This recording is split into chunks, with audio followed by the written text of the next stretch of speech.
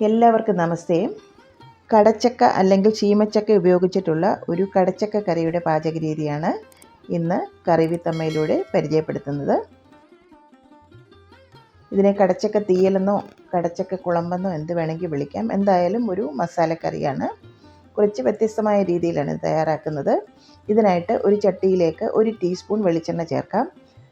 1 teaspoon കടലപ്പരിപ്പ് ചേർത്ത് ഒന്ന് വറുത്തെടുക്കാം. പരിപ്പ് മൂത്ത് മണം വന്നു കഴിഞ്ഞാൽ ഒരു 5 ടേബിൾ സ്പൂൺ തേങ്ങ ചിരകിയതും കൂടി ചേർക്കാം.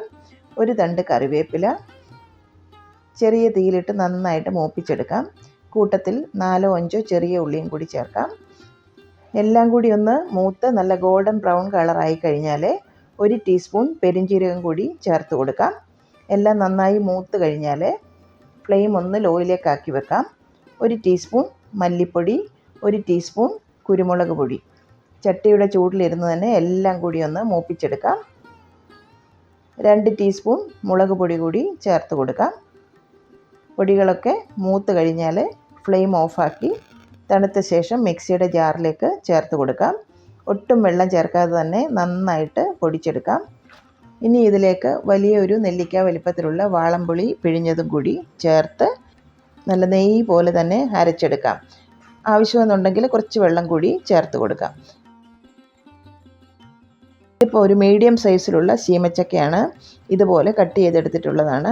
ഇതിപ്പോൾ ഉപ്പുവെള്ളത്തിലിട്ട് വെച്ചിരുന്നതാണ് അതിൻ്റെ കറയൊക്കെ പോകാനായിട്ട്. ഇതിനി കഴുകി വെള്ളം മാറ്റിയെടുക്കാം. ഒരു പാനിലേക്ക് 1 ടീസ്പൂൺ വെളിച്ചെണ്ണ ചേർത്ത് കൊടുക്കാം. പാനിലേക്ക് കഴുകി വെച്ച ചക്ക ചേർത്ത് കൊടുക്കാം. നല്ല വിളഞ്ഞ ചക്ക തന്നെ നോക്കി വേണം ഇതിനായിട്ട് എടുക്കാനായിട്ട്. പൊട്ടായിട്ടുള്ള ചക്കയൊക്കെ ആകുമ്പം കറിക്ക് അത്ര ടേസ്റ്റ് വരത്തില്ല. ഒന്ന് വഴറ്റിയെടുക്കാം. അതിലോട്ട് 8-10 ചെറിയ ഉള്ളി ഒന്ന് നടുവേ കീറിയതും കൂടി ചേർത്ത് കൊടുക്കാം. 1 ടീസ്പൂൺ മഞ്ഞൾപ്പൊടിയും കൂടി ചേർക്കാം. 2 പച്ചമുളകും കൂടി ചേർക്കാം. 2 ടീസ്പൂൺ തേങ്ങാക്കൊത്ത്, ആവശ്യത്തിന് ഉപ്പും ചേർത്ത് കൊടുക്കാം. ചെറിയ തീയിലൊന്ന് വഴറ്റിയെടുക്കാം. ഒരു ചെറിയ സവോള ചെറുതായി അരിഞ്ഞതും കൂടി ചേർക്കാം.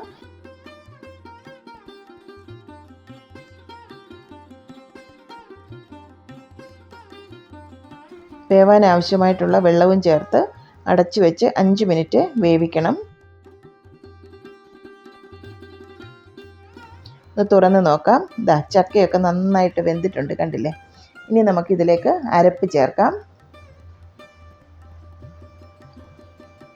ഇതിപ്പം ഇളക്കാൻ നിൽക്കണ്ട, അടച്ചു വെച്ച് ഒന്നും കൂടി നമുക്ക് കുക്കാക്കാം. ഇനി നമുക്കൊന്ന് തുറന്ന് നോക്കാം. ഇനി ഇതൊന്ന് ഇളക്കി യോജിപ്പിച്ചെടുക്കാം.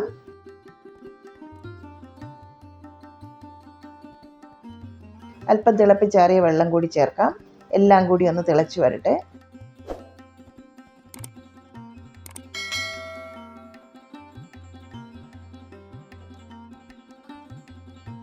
അഞ്ച് മിനിറ്റ് നന്നായി തിള വന്നിട്ടുണ്ട്. കറിയൊക്കെ ആവശ്യത്തിനൊന്ന് കുറുകി വന്നിട്ടുണ്ട്, കണ്ടില്ലേ? ഇനി ഫ്ലെയിം ഓഫാക്കാം.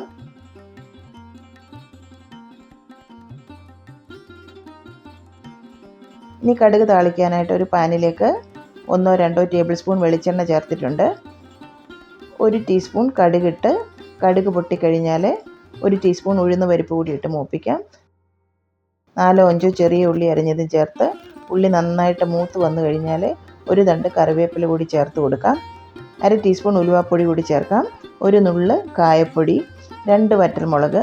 ഇത്രയും മൂത്ത് കഴിഞ്ഞാൽ ചൂടോടുകൂടി തന്നെ നമുക്കിത് കറിയിലേക്ക് ചേർത്ത് കൊടുക്കാം.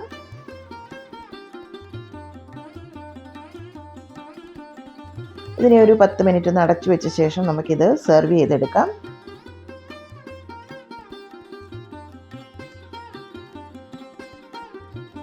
ഇത് നല്ല കുത്തരിച്ചോറിൻ്റെ കൂടെയും നല്ല വൈറ്റ് സ്റ്റീം റൈസിൻ്റെ കൂടെയും ചപ്പാത്തിയുടെ കൂടെ എന്തിൻ്റെയും കൂടെ ദോശയുടെ കൂടെയും ഒക്കെ നല്ല കോമ്പിനേഷനാണ്. അപ്പോൾ ഈ ഒരു കടച്ചക്ക കറി നിങ്ങൾക്ക് ഇഷ്ടമായിട്ടുണ്ടെന്നുണ്ടെങ്കിൽ നിങ്ങളുടെ വിലയേറിയ അഭിപ്രായങ്ങൾ ഞങ്ങളുമായിട്ടൊന്ന് ഷെയർ ചെയ്യണം.